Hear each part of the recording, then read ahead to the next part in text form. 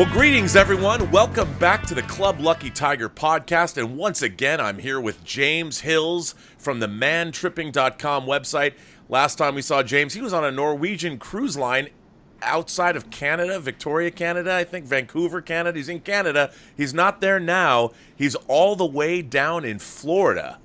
And so to tell us, James, what are you doing in Florida? Where are you? Please welcome once again, James Hills. Hey, thanks, Rob. It's nice to chat with you guys again. And I love Florida. But, more than just loving Florida, I love these little parts of Florida that nobody ever goes to. Right. I know that I'm actually here, on behalf of the tourism board, so they invited me out here to talk about it. So probably they shouldn't be talking about how nobody knows about it because, well, that's why I'm here to talk about it. But right. I was here about 2 years ago, and it's this little town called Punta Gorda, Charlotte Harbor. And the guys who were into fishing absolutely know this place. This place is world famous for tarpon. These fish that you don't need to go 100 miles out to catch them like you do with marlin. These things are right here in the bay, like 20 minutes, half an hour outside the dock. Right. But outside the fishing guys, nobody really knows what this town except for regional stuff. So I came out here and I was like, wow, this got great food. You got all you can eat crabs. You got the motorsports park with some ATV trails. Tons of stuff for guys out here. And I was campaigning with the tourism board. I'm like, hey, you know what? Let me bring some other male bloggers out here. Let's have some fun. Let me put together this awesome itinerary and really showcase that you're more than just fishing. And they did. So here I am. And it's May here in Florida. So as you can imagine, it's a lot warmer, right, and a lot more humid. I'm probably sweating here on my brow, but it's a lot of fun. We're at this awesome beach resort. It's a kind of reclaimed 1950s property. You can kind of see the colors in the back. It's very beachy and fun, and it's living the life. Well, wait, for those who might not know their Florida geography, because there's a lot of beachfront in Florida. Yeah. Where is this in Florida? Like, what side of the is it on the Panhandle? Is it on what side of? Where are you facing? What body of water are you on? So we are on the Gulf side of Florida, about 45 minutes, half an hour north of Fort Myers. Okay. And probably about an hour and a half, maybe 2 hours south of Tampa. And so it's this really cool little spot that hasn't quite gone nuts like the rest of Florida. I think most people, when you say Florida, especially people from California, think of Florida like, oh, well, it's Orlando, Miami. Well, there's actually a whole rest of the state there. Sure. And there's awesome people, awesome stuff. And so the cool thing about this is that while, there's a lot of retirees and there's a lot of people from up north, it's got this really cool, funky, southern-ish kind of mentality without being too backwoods, if you will. Right. Like there's hog hunting and gator hunting and some badass fishing, and there's some southern food, and there's we had gator bites today with the most amazing collard greens I've had in my life. Gator's good. Gator, especially when it's cooked well. Right. Like I've had a lot of really bad gator where it's kind of rubbery and it goes, well, what does it taste like? It tastes like chicken. No, it doesn't taste like chicken. But if you've had crappy gator, it kind of does because just go somewhere where they know what gator is. And this place we went to, it was called Babcock Nature Preserve, I think it was. And after eating gator, we went out and saw gators. And went to think of the swamp buggy, which is this older, reclaimed bluebird school bus kind of thing. Sure. With the windows taken out, and we're literally driving a school bus to the swamp, looking at gators and wild pigs, and it was just kind of crazy and fun. And that's what I like. Like a lot of times, guys' weekends and guys' trips, we get nailed down to these. It's a fishing trip or it's a golf trip. Right. Let's go out there and have fun. Like just today, we went ATV riding through the swamp where my underwear, my socks were soaked. I was a little more aggressive, and actually my face and head and shirt were soaked too. The other guys were a little bit more dry. Then we went to the swamp buggy thing, went to a muscle car museum. That's so cool. You wouldn't think about that kind of stuff here in Florida, but there it is, and it's super easy to get to too. Now, when you're going off-roading on an ATV, do you have to look out for wild pigs and gators? I mean, are they all over the place, or are they in one place? Do you know where they're? Do you have to be careful? My understanding is the gators are in one place, which is everywhere there's water in Florida. And but to be fair, they also don't want to be. They don't want to be hit. They don't want to be where we are. I mean, right. They're animals. They kind of want to be left alone to eat. Sure. So in a motorsports park like that, there's enough activity that the gators aren't going to be, in the trail. But that being said, at one point where we're driving through this, essentially it was a river, there was a piece of wood that was floating across the path, and I was like, uh-oh. is that a gator?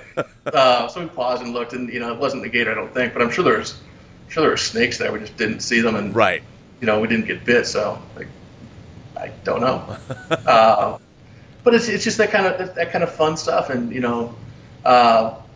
that place had specific trails that were laid out. The other places you can go, there's maybe more wide open. But as a guy who loves California off-roading and where it's all sand, right, getting sure. wet was awesome, because in California, when you see rain and you're off-roading, to get the heck out of there, right. Because rain means flash flooding, and rain means quicksand, and there it was fun. So this hotel that you're in, you sent me pictures and showed me where you were going. What is this? It's like this retro 50s. What is it? So it's called Wannabe Inn, like WANNA capital BINN, and it's just this kind of kitschy hotel. They've got a crazy eclectic collection of rooms, everything from the little efficiencies to the suites. Like mine's got a full kitchen, and you can see there in the background. Maybe it's got a big window facing the inside side, part of the island on Lemon Bay, I think it is, and then 100 feet that way is the ocean. So wow. I'm not in an ocean front, but the front of this place has these amazing balconies that are right on the ocean, and so you can wake up and listen to the waves. It's really, really cool, and it's not that expensive. Like you can pay hundreds of dollars a night if you're staying up in other parts of Florida. Sure. But it's because this is kind of it's known, but it's not discovered. Right. If you will, and so it's perfect for that. Like tonight we're going to a kind of beachfront diner place that I was here at a couple of years ago, where they do catch and cook. So right now, because of red tide, unfortunately, everything is catch and release, which actually I think is a pretty good policy for fishing, because right.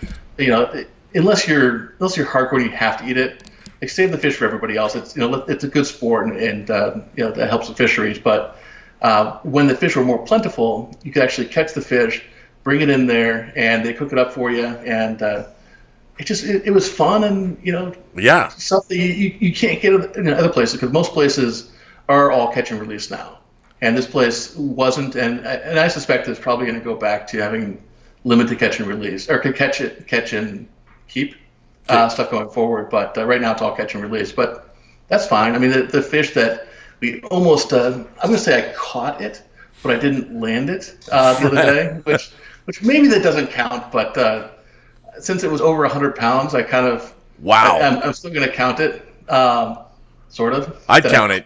Come on.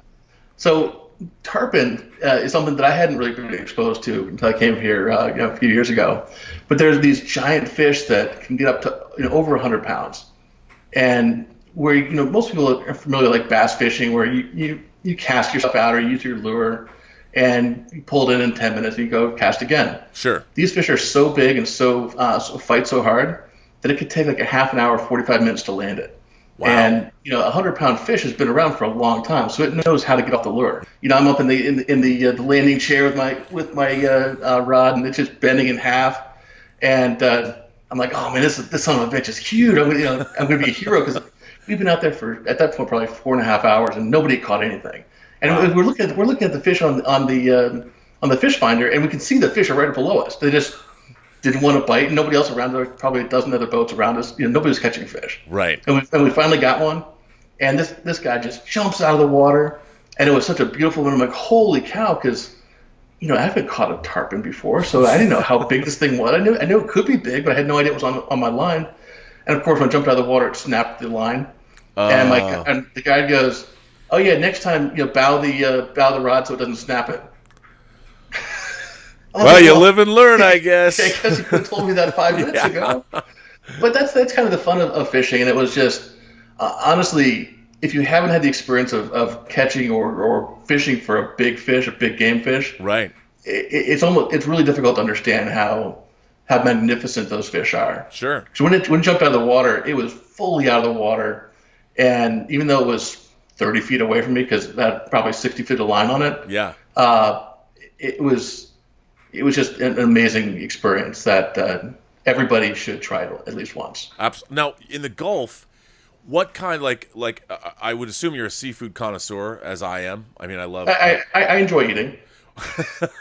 What are they known for in Gulf waters? What kind of fish do you like to eat, and what is swimming around there? So redfish is really popular around here.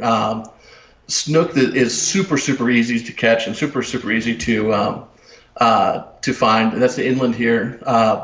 Down a little bit farther south is grouper, and grouper is super delicious. I had an amazing fried grouper a few days ago. Yeah, and that's probably the big fish that it's more known for. Tarpon, because of how big they are and how I think they're pretty protected. You're actually not allowed to bring them into the boat. Oh. So even though that's a huge game fish, it's a special fish. You're not really eating that. Right. Do people eat tarpon? Like, can you, with 100-pound fish, what do you do with a tarpon when you catch it? I guess you have to let it go. I assume some people would eat it, but that's not how it runs here. Right. And frankly, if you think about a 100-pound fish, it's been around for years. Yeah. And so if people were catching them to eat, it just wouldn't be there. Right. So, yeah. And this area, Punta Gorda, Charlotte Harbor, that was right off the edge of Boca Grande. It's all just this whole area just has different names to it. That was only half an hour from the dock, but you could go the other direction and go more inland, and you're catching snook. And when I was here before, you're just casting and catching. They're so plentiful here, and it's just so much fun. So, whatever you're into. So what else? I mean, you got the classic car museum, you got fishing, you're going off-roading. What is there any ever time to just relax? Just like to go to the ocean and hang out and just sit there and drink a Mai Tai or what? There's absolutely a ton of tiki bars here in this area. Oh, all right. We were just at one earlier. Unfortunately, I was driving, so I had to let the other guys enjoy their tiki. But I think it's called TT's Tiki Hut or TT's Tiki something or other. I think when you've had a few tiki drinks, it doesn't really matter what it's called. But it's this funky little place right between the two bridges, right downtown Punta Gorda, and they got music and beach volleyball, and it's kind of a fun place to hang out. The cool thing about where we are on this hotel is there's a whole bunch of golf cart shuttle buses or shuttle carts, and so we're going to go to the place we're going to tonight called Lock and Key. I'm not going to have to worry about driving because we just call them up and they send the golf cart down and you have fun, and it's just a cool beach place. So yeah, I mean this is the sand here. If you haven't been out to the Gulf shores of Florida, the sand in general is so white and clean, and the water is so pure, and it's almost like being on a lake. Like in California, you've got waves, and I love waves too. Sure. And even on the eastern coast of Florida, you've got waves, but the Gulf, it's not an ocean. So right. The waves kind of lapse in, but it's not this like crazy like, oh shit, I got knocked over kind of wave. Sure, right. And I don't encourage anybody to do things that are unsafe, but there's really nothing unsafe about going for a nighttime swim. Because it's as long as you're again, don't drink and swim, don't whatever. But right. If you want to kind of put your walk into the ocean up to your knees in the relatively warm water. Yeah. It's a great way to cap off a night. Now, I would assume with tiki drinks, there's a lot of rum that's being consumed down there. Are there distilleries? Are they making local hooch? Or there actually is. Absolutely rum is big in tiki drinks, although the new trend right now is actually bourbon in tiki drinks. That's what I like to hear. and I think it really comes down to alcohol in tiki drinks. And people have figured out ways to make everything good. But yes, as far as distilleries, there's a place called Gator Distilling that we went to. That's right down here in Punta Gorda, and they make rum.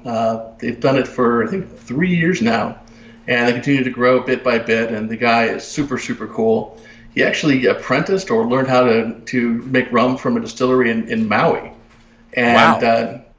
and so the guy, I'm not going to fault anybody who just wants to open a distillery, but there's a lot of guys that open distilleries and breweries that are like, I like rum, so I'm going to go become a distiller. Well, this guy actually knows what he's doing. Sure. And his stuff is really, really good. And he won a gold for his dark rum in the 2017 Miami, was it International Spirits Fest, something like that. So his stuff is recognized. Right. It's that's good. not just some guy in his bathtub making some hooch. Right. Although I'm sure there's some of that somewhere down there. Oh, I'm sure there is. Because I think that's like that everywhere. I think there's guys in San Diego that are like that too. But, Right. No, this guy's really good. He has free tours, and he's pretty cool with samples and stuff. So, but like I said, there's a little bit of everything. This place, there's really not a lot of places that I find. Like every place has stuff for guys to enjoy. Sure. But this place has so many things in such a small area that it's just I think it's an undiscovered secret. And even if you're here, like let's say your wife or your girlfriend, your partner, whatever, wants to have like a romantic beach trip. Sure. Well, there's no reason why you can't turn that romantic beach trip and stop at a distillery and then have all you can eat crabs and then Right. Something like that. So there's a little something for everybody here. Yeah, I mean, look, you had me at all you can eat crabs. I'd never leave. I'm a huge fan of all kinds of crab. What?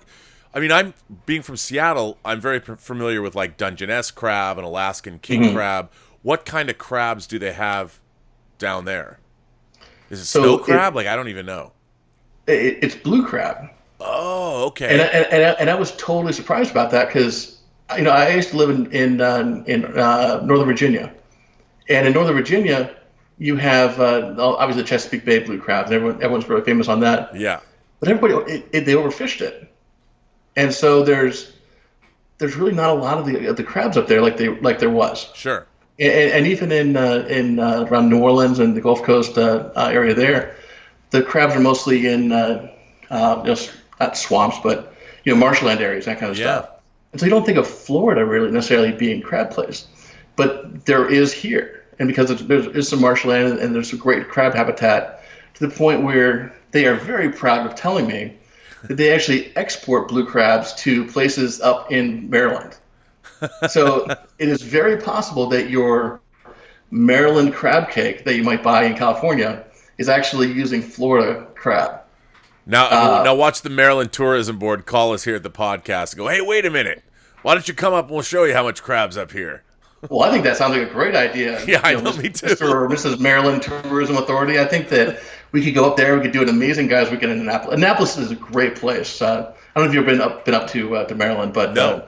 It's really, really nice up there and fun place. Like you got the Naval Academy, you got great boating, you got great food, you got history, all sorts of stuff. But anyhow, unfortunately, regardless of what you're going to do, all you can eat crabs are a thing of the past in most parts of the country. Yeah. It became too overfished and or too expensive. So Right. all you can eat crabs isn't really that fun if you got to charge $100 for it.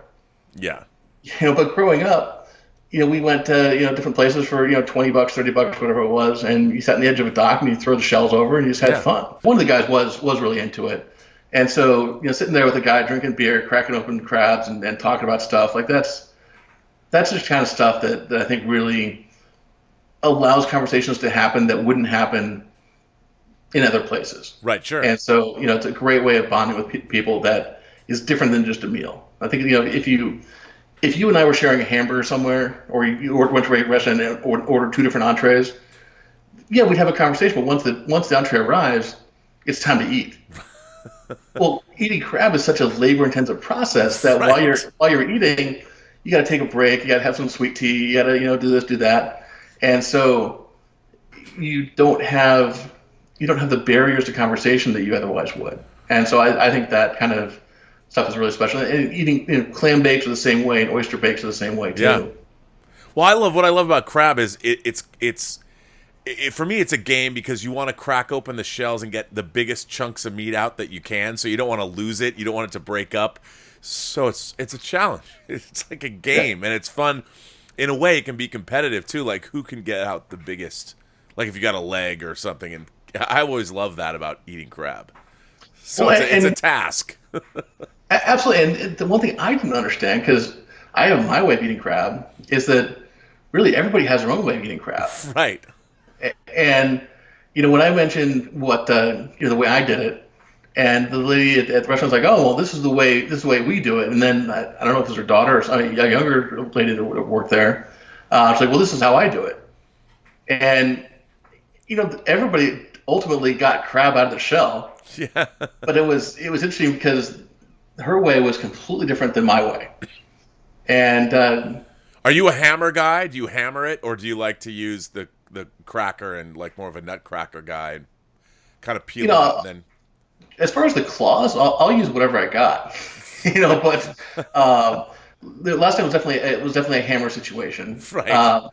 And I think that can be fun. But the main thing is, this is different on Dungeness. Like Dungeness, I think you're mostly eating the claws, right, and the legs. Yeah. On blue crabs, I like the body meat. Right. And so yes, absolutely. Okay. It's sweeter. Is it sweeter with blue crab? Like with Dungeness, it is a little sweeter. Yeah, the body meat is definitely sweeter. Yeah. And so, but I like you break it in half, and then I like taking the clusters from the leg meat that's still attached to the body. Oh yeah. And breaking those open. Whereas she was breaking each leg off individually, and then taking the knife and slicing it down the middle. And as I was doing that, I'm like, you know what? If I was harvesting crab meat for like crab cake or something like that, or crab dip, this is absolutely the better way of doing it. Sure. But for me, I like sticking my fingers in there, and I'm right there with you. And I'm smelling like crab for a while, even though I've washed my hands probably 5 times today. Yep. So just like me. But that's just the way it is. Yeah. Yeah. No, I do love that. So, so a lot of seafood there. You got rum. You got what other kind of? Are you golfing? Is there golf there?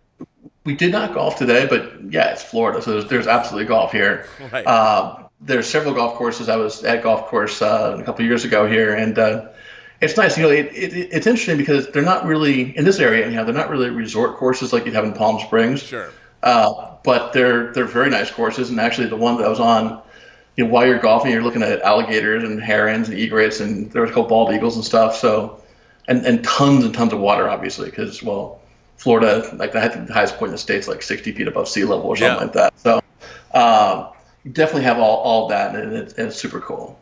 Oh, that's great. I mean, it sounds like you have everything. you literally do, and that's why I keep yes, they brought me out here, but I swear to God, I'm not sponsored. I'm not a shill for for this area. But I've been telling people how awesome this place is for the last 2 or 3 years since or I guess 2 years since I came out here. It's just really a cool place. But the thing that really gets me going is that there's so many undiscovered places. Like there's probably places in Texas that are just as cool. Right. But nobody talks about that because you're like, oh, Texas, we're going to Houston. Okay, Houston's a great place. I'm sure it's a wonderful place. But let's go someplace fun that's different. Like there's different local color, and let's go places that you can really have a experience that's different than everybody else. Yeah. Well, James, listen, I really appreciate you checking in, and this is a lot of fun seeing. I can't wait to see where you're going to go next. Hey, Montreal, let's do one from. I don't know much about. I don't know if everybody's going to be into a transportation seminar about the future of carless travel, but you never know. We can always, scooters are fun. We'll see what we can do. Yeah, we'll see. Well, I want to thank you for your time, and for those of you who want to follow James's further adventures, James Hills, his website is mantripping.com, and I love your website. There's always something interesting to check out on there, and I recommend all of our viewers here at Club Lucky Tiger go to your website, and if people want to contact you, where can they find you? So feel free to look me up on Facebook, Instagram, Twitter. It's all at mantripping. Or you can just email me directly, james@mantripping.com. Well, listen, James, thanks very much. And it was once again, a great pleasure to follow your adventures. Sounds great. Thank you so much. All right, I'll see you.